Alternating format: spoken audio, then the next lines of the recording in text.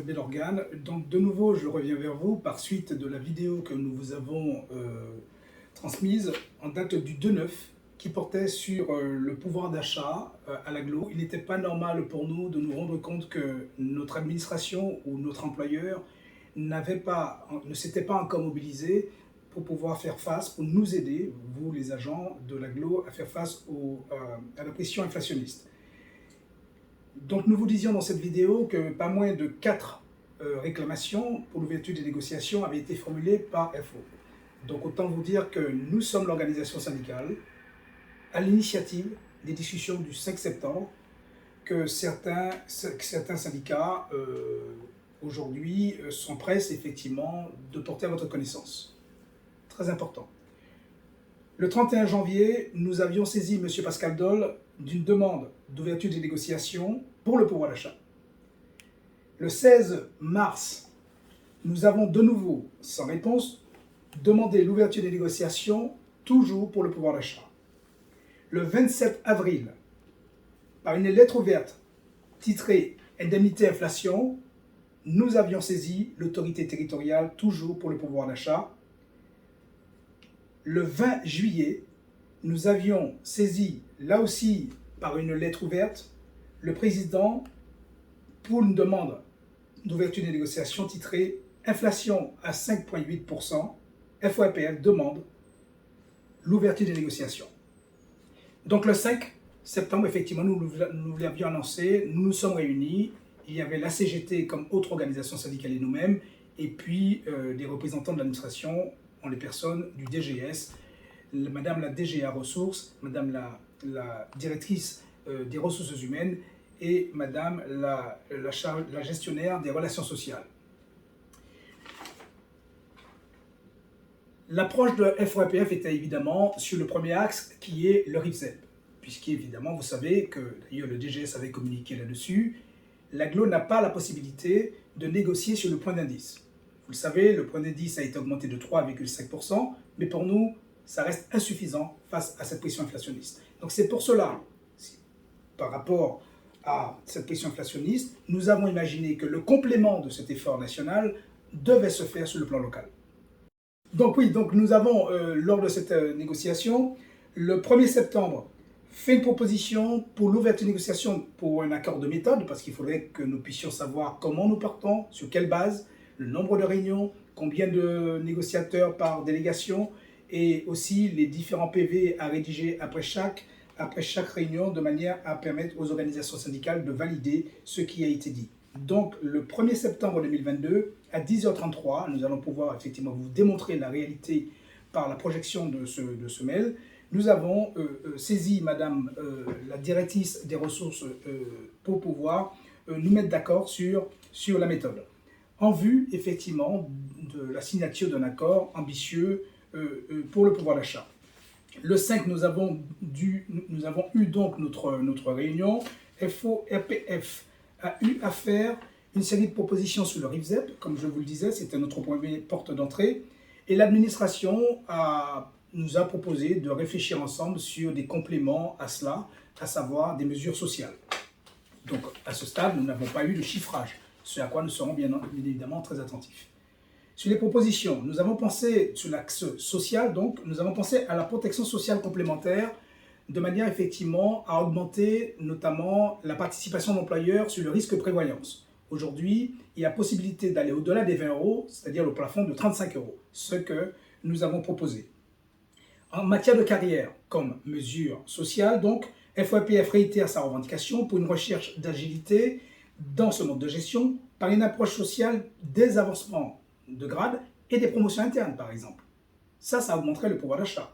Donc allons-y.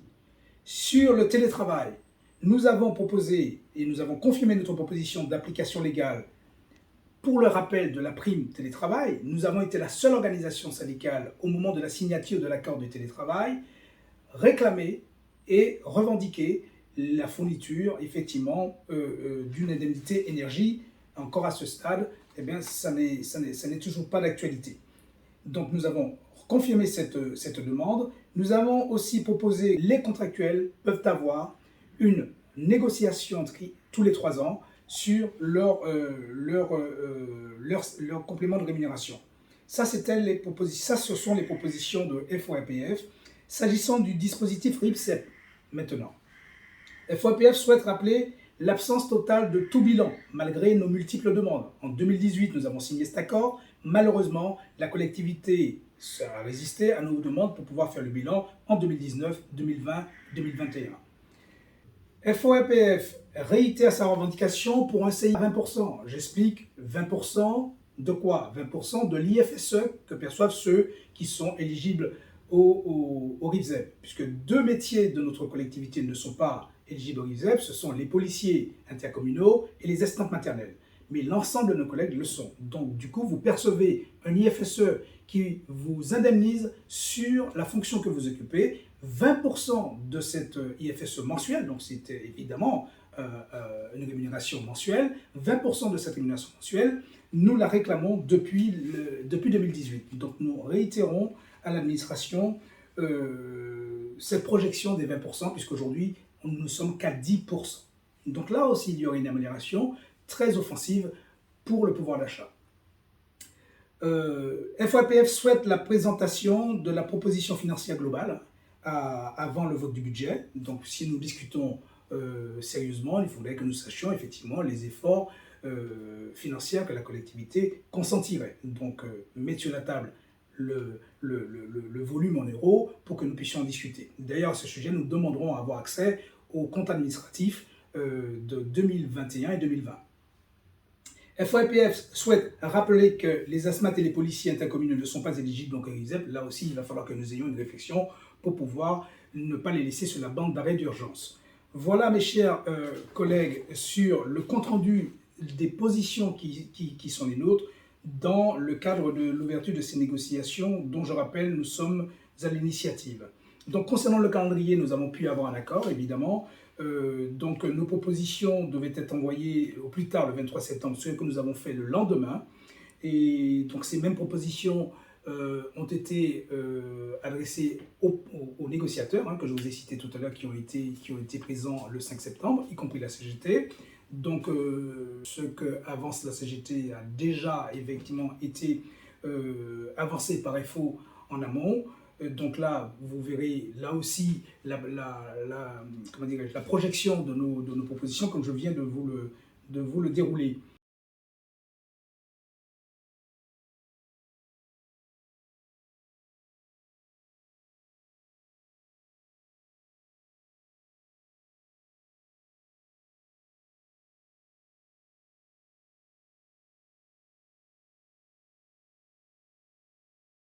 Donc, entre le 25 septembre et le 10 octobre, la DRH analysera donc les propositions des organisations syndicales. Une réunion de travail avec les OS est prévue pour le mardi 11 octobre, dans l'après-midi. Donc, la présentation des mesures aux élus en novembre.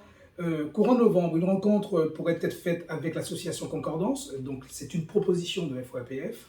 Et le 15 décembre, le vote du budget pour qu'il y ait un déploiement en janvier 2023. Donc, voilà pour l'essentiel des positions de la FOAPF et de nos propositions également lors du début de ces négociations du 5 septembre. Donc pour terminer, nous avons une proposition à vous faire. Donc vous aurez la possibilité dans cette vidéo de poser des questions. Et nous reviendrons par la suite sur la prochaine vidéo avec les éléments de réponse. Donc nous allons nous limiter à entre 5 et 8 questions.